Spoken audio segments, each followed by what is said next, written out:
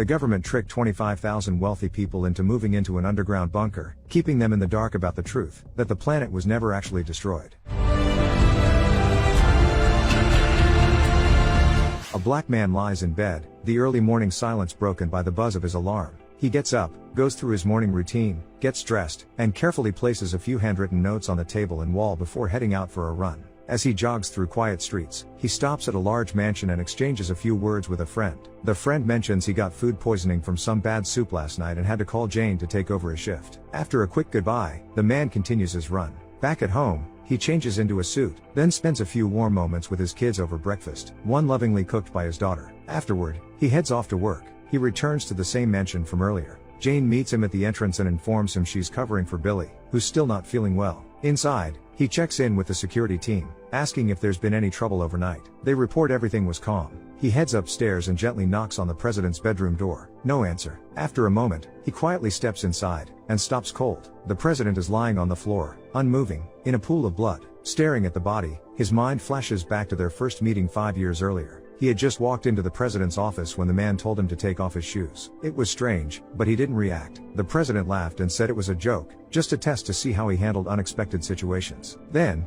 he invited him to sit and got straight to the point. He needed a bodyguard, someone to watch his back for the next 4 years. The man already knew the offer was coming but asked why Monroe, the previous guard, had been dismissed. Monroe had no sense of humor, no strength either. The president said, "I need the best of the best, and I'm a progressive president. I'm not about to be guarded by a bunch of white guys only." He paused, his expression turning serious. "The world's on the edge of something big," he said, "but I'm gonna do everything I can to stop it." Back in the present, Collins checks the president's pulse. Nothing. He scans the room, taking in every detail. The balcony door is open, and there are streaks of blood leading out. He spots a half-smoked cigarette near the edge. He moves to the walk-in closet and finds the safe cracked open. Grabbing his radio, he orders Jane to lock down the entire property. No one in or out for the next 30 minutes, and to keep everything under wraps. Agent Collins flashes back to another conversation with the president. The president had just found out Collins had 2 kids. He admitted, somewhat awkwardly, that even his own first lady didn't vote for him. She had already promised to leave him once his term was up. Then, curious, he asked why Collins and his wife stopped at 2 children. Collins explained that his wife had started a new project in Atlanta and traveled a lot. They'd agreed 2 was enough. The president let out a long sigh. "That's actually a really smart decision," he said softly. With that, he dismissed Xavier for the evening. Back in the present, Collins continues inspecting the bedroom. On the table, he finds a pair of earrings and a pack of cigarettes. Exiting the room, he calls Billy and demands he get back to work immediately. There's an emergency, and they only have 30 minutes. He heads downstairs to Mike and asks for security footage from the previous day. Mike pulls up the recordings, and together they go over the president's day. He woke up earlier than usual, worked out in the gym, then cooked pasta for a planned dinner with his son. Later that day, he had coffee with Sinatra, something Collins remembers too, since he was on duty at the time. No one unauthorized entered the house or the grounds. That evening, the president dined alone. His son never showed. A bit later, a guest arrived. The two spent time alone in his room. The woman catches Collins' attention. He asks Mike to zoom in. When the image sharpens, Collins notices the same earrings, the ones he found in the room. After she left, the president's father came over. They shared a couple drinks before the old man walked back to the guest house. The president poured himself another glass of whiskey and retreated to his bedroom. The door shut at exactly 10:04 p.m. The last person to see him alive was Collins himself. His mind drifts again, this time to a moment years ago, during a press conference. The president was on stage, surrounded by his team, when Collins spotted a man in the crowd pulling a weapon. Without hesitation, Collins stepped in front of the president. The bullet hit his shoulder, but he survived. In the hospital, the president came to see him personally. "They told your wife," he said, standing by the bed. "She's on her way." Collins promised he'd be back on duty as soon as he was discharged, but the president urged him to take some time off and thanked him again for saving his life. Collins shows Billy the president's lifeless body and informs him that everything from the safe is gone. He orders a full sweep of the property and tells everyone to keep quiet for now. As soon as Collins leaves, Garcia radios his boss. He's found something in the security footage. Billy continues his meticulous search of the house when Jane approaches him, clearly confused and shaken. Billy brushes her off, telling her not to panic and to stay calm. Meanwhile, Collins heads down to the monitors, where the technician pulls up footage. It shows Billy on his shift, lying asleep, and then, not long after, someone pauses all the cameras. They're in the dark about what happened during that time.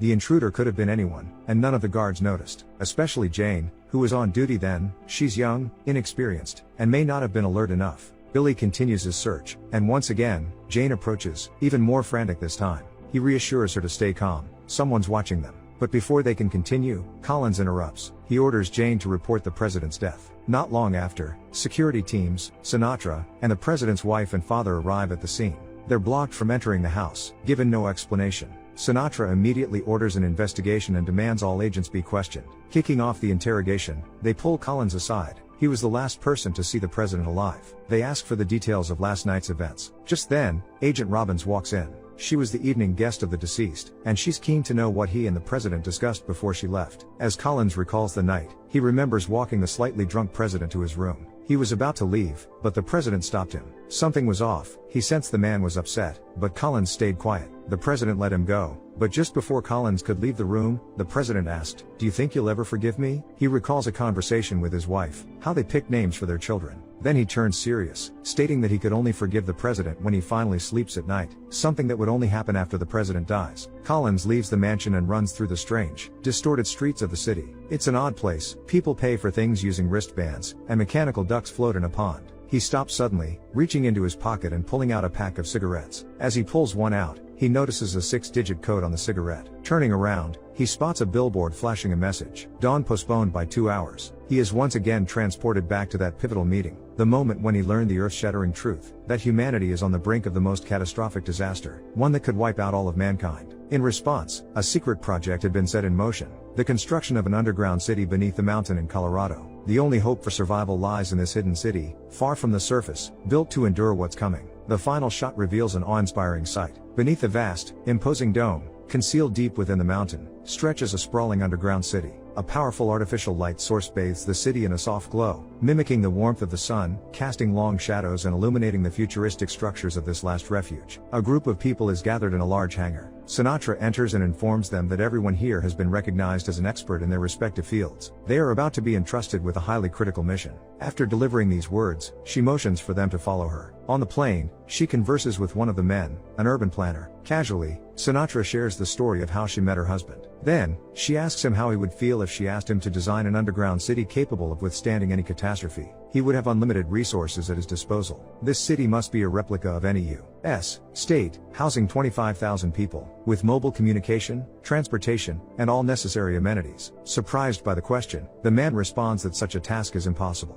Smiling, Sinatra agrees with him. Once the plane lands, black hoods are placed over the heads of the specialists, and they are escorted into cars. The convoy sets off on its journey. They arrive at a mountain surrounded by heavy construction equipment, and inside, an enormous hangar has already been built. Stepping out of the vehicle, the specialists take in the stunning sight. A city is under construction inside the mountain. Meanwhile, Xavier examines the cigarette with the digital code and recalls the early efforts to get the city up and running. At the same time, Sinatra is busy drafting a speech for the next president, while her husband lies in bed. Looking at him, she reminisces about how they met in a bar. On that day, she had successfully sold her startup and decided to share the news with a stranger. Over time, that stranger became her husband. Back at home, Agent Collins has a vivid dream that seems more like a memory. He's seated on a plane, talking to his wife on the phone. As they speak, a blinding flash of light appears outside the window. He wakes up to hear voices in the kitchen. Stepping out, he sees his children, Billy and Robinson. The woman informs him that she's there to speak with Xavier. In the car, Robinson informs the agent that no one knows about the president's death yet.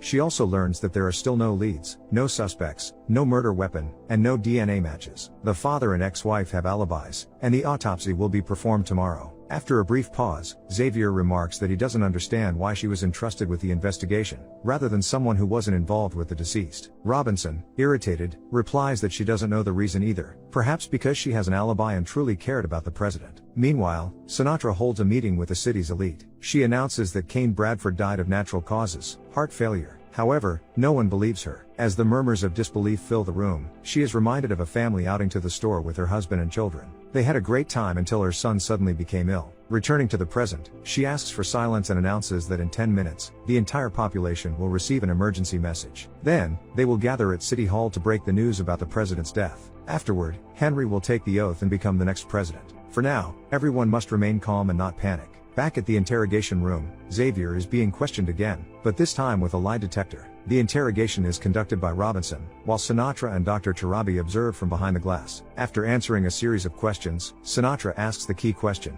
did Xavier kill Cain Bradford? Collins responds that he did not, then begins recounting what happened that day. His narrative is interrupted by Gabriella Tarabi. She asks Robinson to leave the room. Xavier recognizes her as the president's former psychotherapist. She asks him one question and urges him to answer honestly. Does he, even in part, feel any joy at the president's death? As she subtly shows him a note hidden in her palm, Xavier glances at it and quietly replies, yes. Returning to the observation room, Gabriella shares with Sinatra that Xavier isn't lying. If he had truly killed the president and was trying to cover it up, he would never admit to feeling hatred toward him. Sinatra listens carefully, but Gabriella's words trigger a flashback. She remembers the time when her son fell ill and was hospitalized. She and her husband remained by his side, fighting for his life for a year and a half. However, the doctors had no hope left to offer. Despair settled in when the doctors invited Gabriella into their office, knowing she had helped many parents in similar situations. Sinatra, however, refused to speak with her and simply left the room. Returning to the present, Sinatra looks at Gabriella and quietly admits that she truly hopes she's right. After the interrogation,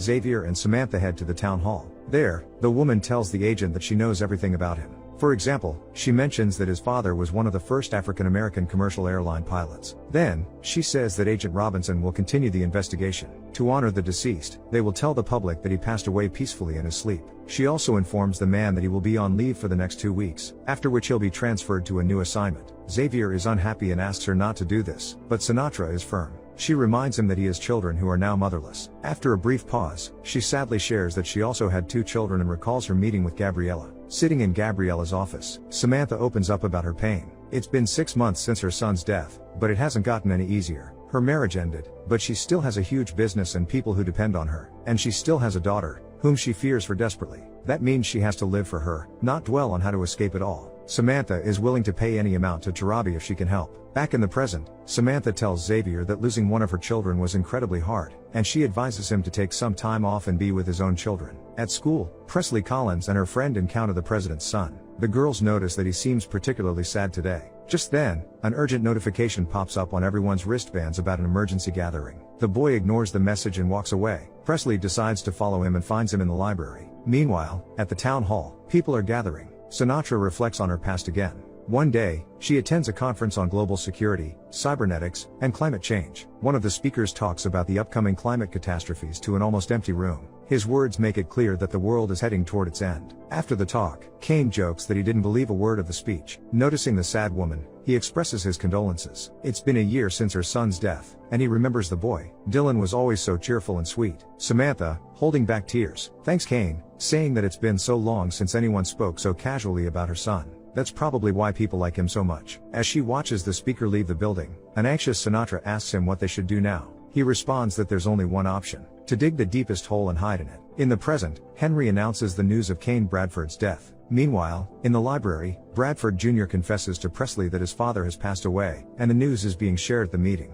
He feels deeply sad that he ignored his father that day, and their last conversation ended in an argument. His father had loved 80s rock music, but he had told him it was awful. Now, he finds himself listening to the same music his father once enjoyed. Listening to the boy, Presley shares that her father was obsessed with airplanes and even got his pilot's license. He would talk about planes all the time, and one day she called him an idiot. Since then, he never mentioned them again, and now she would give anything to hear him talk about them one more time. After thinking for a moment, the boy suggests showing Presley something very interesting, and without hesitation, she agrees. After his speech, Henry takes the oath of office and becomes the next president. Billy approaches Xavier. He asks the agent if he remembers any 6-digit codes or passwords, but Xavier doesn't recall anything like that. After a brief silence, Collins shares his suspicions with his friend. He has been watching Sinatra for 6 years and has a gut feeling that something isn't right with her. It's time to bring her into the open. At home, Xavier once again examines the cigarette with the code. He turns it over in his hands, lights it, and places it in a dish where it burns completely. Jeremy leads Presley to door number 7. He tells her that it's off limits, but no one will find out. Inside, he takes her to a hangar where planes are stored. Presley recalls how they arrived in the underground city on these planes. The flight was horribly turbulent, and it was terrifying. Samantha is once again lost in memories of her son. Lying in a hospital bed, the boy asks his mom if he will go to heaven after he dies. Struggling to hold back tears, she smiles and assures him he will, and heaven will look just the way he wants it. Dylan loved horses and dreamed of having many in his version of heaven. In the city Samantha built, toy horse statues stand outside the shops and cafes. Xavier watches a dying cigarette, lost in memories of his past as a pilot. In the morning, agents Collins and Pace head out for their morning jog, discussing the situation. Billy is confused about why the investigation was handed over to Robinson and why Xavier is being blamed for the murder. Xavier admits that he's partly to blame. He was the last person to see Kane alive, and when he found his body, he didn't report it right away. Pace wonders why he doesn't just come clean. Collins suggests it's because the person responsible might be someone involved in the creation of this place, warning his partner to stay vigilant. After leaving Billy, Collins heads off to meet with a psychologist. Gabriella is in her office, arranging playing cards and reflecting on the faces of various people. A knock on the door interrupts her thoughts. She opens it to find Xavier standing there. He's come to ask why she made him answer yes during the interrogation. She stays calm and proposes they take a walk to talk privately, away from prying ears. Meanwhile, the coroner begins the autopsy on the president's body. He tells Robinson that the cause of death was a blow from a heavy object with rough, uneven edges, likely a stone. Watching from the sidelines, Sinatra asks if they took DNA samples from under the nails. The coroner confirms they did, and that the DNA analysis will take a day or two. Though their resources are limited, they'll do everything they can. After the autopsy, Robinson heads to the restroom, feeling sick from the grisly scene. As she splashes her face with water, she hears someone in the next stall. A minute later, Samantha emerges. Gabriella walks with Xavier, who asks why they left the office. Is he worried he's being bugged too? She confirms it and shares that the week before the president's death, he appeared deeply troubled and on edge. Trying to get closer to Collins, she asks him about his father. He reminisces about the time he told his dad he was going to be a grandfather, as his wife was expecting. They even picked out a name for their daughter, Presley. Shaking off the memory, he tells Tarabi that he has nothing else to share. She sighs and responds that she has something to tell him about Kane Bradford, but first, she needs to know who she can trust. Meanwhile, Robinson reflects on her last evening with the president. Her thoughts are interrupted by Sinatra, who orders her to find the killer and recover the stolen tablet with classified information. The psychologist continues her conversation with the agent, sharing various facts about the city. The man is surprised by how much she knows, and Gabriella explains that she helped design the psychological aspects of this place. She was hired to assist people in adapting to their new lives in this world. Standing on the first floor of the mansion, Jane is clearly nervous, but Billy reassures her. Robinson descends the stairs to join them. She tells them they still have no leads, and that the time of death matches the time when the cameras were turned off. Agent Pace is outraged that Collins wasn't called in. He's their best agent, but his frustration is cut short when Samantha enters the room. Returning to her discussion, Robinson suggests focusing on the cameras. After a moment of thought, Garcia proposes tracking the digital code of whoever disabled the cameras. The chances of success are slim, but it's worth a try. The woman agrees and dismisses her subordinates. As Gabriella talks with Collins, he once again recalls his father. During one of their meetings, he notices his father's hand trembling and learns that he's been diagnosed with Parkinson's disease. However, his father keeps it a secret from the airline and is not planning to retire yet. Collins urges his father to step down as a pilot, but he refuses. Returning to the present, Collins tells Gabriella that he simply had an argument with his father. But that's not enough for her. She's read his file and senses there's more to the story. However, Xavier dismisses her words, unwilling to revisit his past. To him, it's all long over, for him and for the world. After expressing his frustration, he realizes he overreacted and shouldn't have said that. Smiling, Tarabi suggests they go grab a bite to eat. Meanwhile, Jane is once again on edge, worried that someone might figure out who disabled the cameras. Billy reassures her that the chances are very low. Suddenly, Agent Brooks appears behind them, seemingly having overheard their conversation. In the office, the new president is visibly distressed, convinced that his life is now in danger as well. Samantha listens, trying to calm him down, assuring him that everything will be fine. He's handling things better than anyone else could. Believing her, Henry takes Sinatra's word that she will find Kane's killer. Gabriella takes Collins to a cafe, where he opens up about his professional habit of seeing threats everywhere. For example, the woman at the table next to them can hold a knife with both hands, which he perceives as a potential danger. Gabriella is surprised, commenting that with such a worldview, life must be difficult for him. She sees the woman merely as a mother who has learned to feed her child with both hands, possibly having lost her own child in the disaster, much like he lost his wife. Collins is upset by her words, insisting that he did not lose his wife, that he knew exactly where she was. Terry died because Kane couldn't find a plane for her. He then shares some warm memories of her, explaining that she was special to him. After a pause, he decides to tell Gabriella about his father's last flight. One day, they met, and his father mentioned that his medication was managing the disease well. He then noticed a different pin on his son's chest. Collins explained that he'd been selected for the president's personal security and would be flying on the presidential plane. He invited his father to see the aircraft, which excited him. But when they entered the hangar, Collins informed his father that he could no longer fly, as he had filled out the paperwork for his retirement. After that, Collins only saw his father on holidays, but his father never forgave him. Gabriella listens and then tells him it's time to reveal her own story. Robinson invites Sinatra, Jane, and Billy into her office. She reveals that they've traced who turned off the cameras. Under pressure, Jane admits that she and Pace were responsible. They'd been playing Wii tennis, eating the president's candy, and one time, Jane even napped in his bed while Billy tried on his socks. They explained that they thought their work was meaningless, living in an isolated bunker where nothing ever happens. By shutting down the security system, they were able to enjoy the president's privileges. Samantha, clearly frustrated, pulls her hair and orders them out. Turning to Robinson, she demands answers, warning that if she doesn't find them, she'll be fired and replaced with someone who can complete the task. That evening, Collins walks Gabriella home. He decides to ask her if she recognizes the number 812,092, but she shakes her head. After a brief pause, Collins reflects that there are so few people left in the world. He must be one of the lucky ones, although he doesn't feel like it. He's not sure why he was chosen and still doesn't understand why he was selected at all. After a moment of silence, Gabriella asks if he plays poker and shares her story. She lost her parents at a young age, but her father taught her how to play the game. They played with random cards, which could be anything, making it more fun because there was always a chance to win. Gabriella reveals that Collins is in the city because she chose him. Everyone living there was chosen by her. Gabriella recalls how it all started. She was invited into Kane's office, where she brought a stack of files with various candidates for the position of head of security. She felt that one of them was more suited for the role than the others, and he was waiting just outside the door. Trusting her instincts, Kane agreed with her choice and called the man into the office. The man who walked in was Xavier Collins. That had been her job, to choose who would survive. Collins is impressed by her story and once again asks why she wrote that note on her hand. Gabriella kisses him, and passion flares between them. They enter the house and take a shower together. While in the shower, she whispers that she has a message from the president. If anything happens to him, she must find Collins, and that Billy Pace is dangerous. At the same time, Billy Pace waits outside Collins' house with a revolver in hand. His intentions unclear. Do you think it's possible to maintain human values when everything around us is collapsing? And who has the right to decide who deserves to be saved? Share your thoughts in the comments down below, give a thumbs up, and subscribe to the channel. See you in the next videos.